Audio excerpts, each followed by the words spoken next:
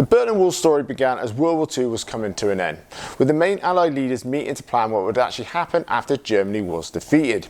Now, this was led by Winston Churchill, who was later replaced by Clement Attlee, Franklin D. Roosevelt, who was replaced by Harry S. Truman, and Joseph Stalin, with France later being included as the fourth occupying power. Now, they met at the Yalta Conference in February 1945 and the Potsdam Conference between July and August 1945. Here they decided to split Germany into four occupational zones. The Soviet Union took the Eastern Zone, the United States the Southern Zone, the United Kingdom the Northwestern Zone, and France the Southwestern Zone.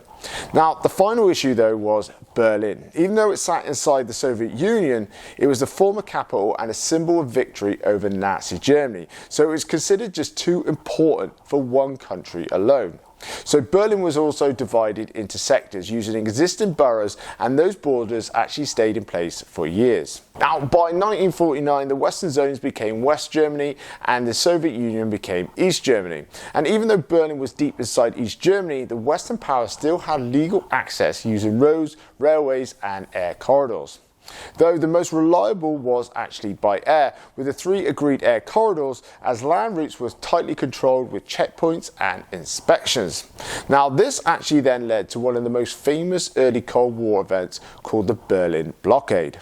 As in June 1948, the Soviets blocked all land access to West Berlin after the West introduced a new currency called the Deutschmark to help rebuild the economy. But the Soviets actually saw it as a threat and attempt to create a separate West German state. So they blocked all roads, railways and canals, leaving over 2 million people in West Berlin cut off from supplies. Joseph Stalin actually hoped this would actually force the West to completely abandon the city. But instead, the West responded with the Berlin airlift. The planes flew 24/7, delivering food, coal and medicine, reaching nearly 8,000 tons a day, with some pilots even dropping sweets for children, becoming known as the Candy Bombers.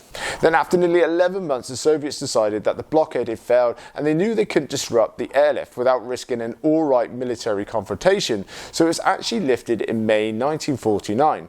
This then became known as the first major crisis of the Cold War.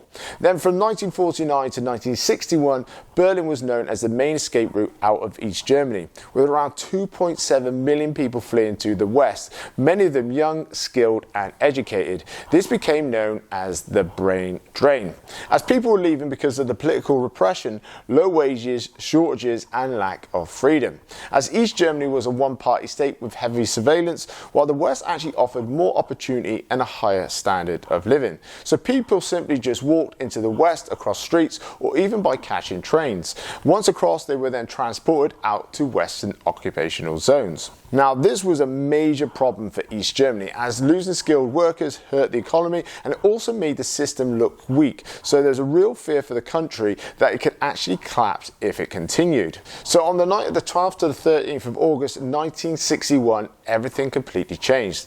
East German forces launched a massive operation.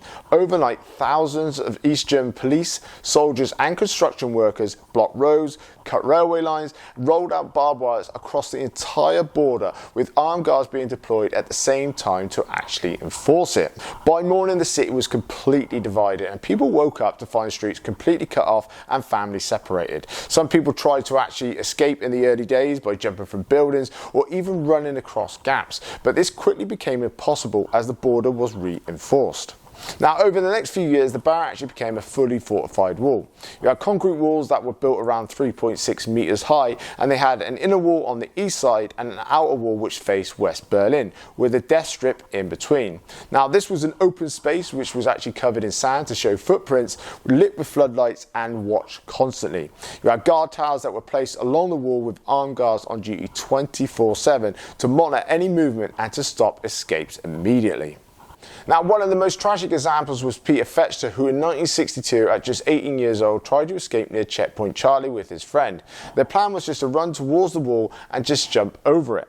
Now, he was shot in the pelvis by the East German border guards and laid in the death strip for nearly an hour, bleeding heavily, crying out for help before eventually dying. Now, this caused outrage around the world and led to mass protests, as East German police just left him to die and the West Berlin police could not risk going out to get him without the risk of getting shot. Now, Checkpoint Charlie became one of the main official crossing points for people to cross to each side, but only for certain people like diplomats and allied personnel. There was no permitting of ordinary citizens crossing over.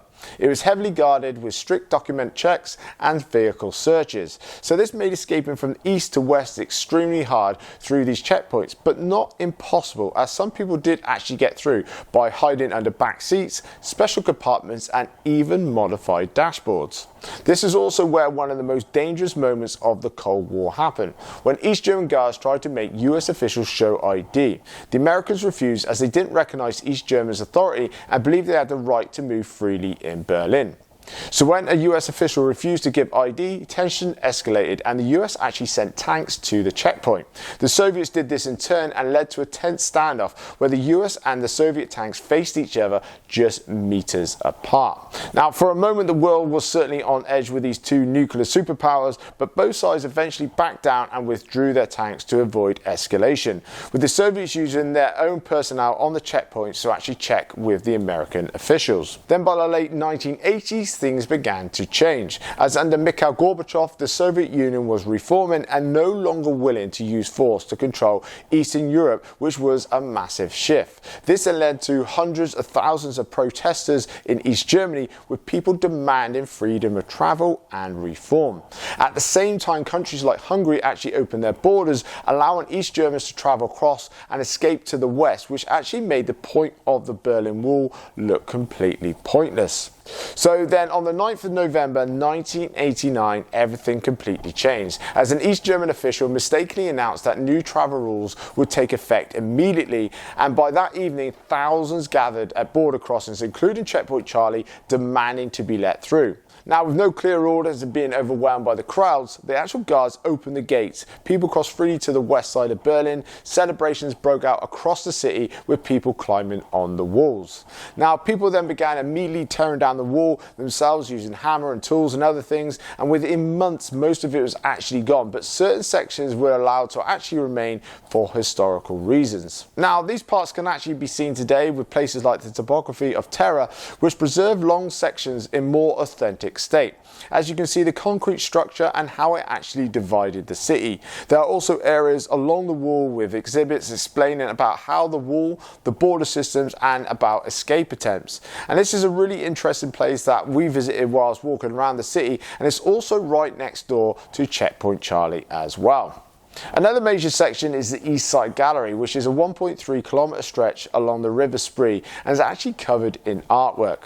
Now, the reason for this is in 1990 they got artists from over 20 different countries to paint murals to actually mark the end of division and the collapse of the communist control in Eastern Europe. And that's why if you're visiting Berlin, it's worth taking the time to see these places and really take it in. Because it's not just what happened during World War II that actually shaped the city, it's everything that came after it as well.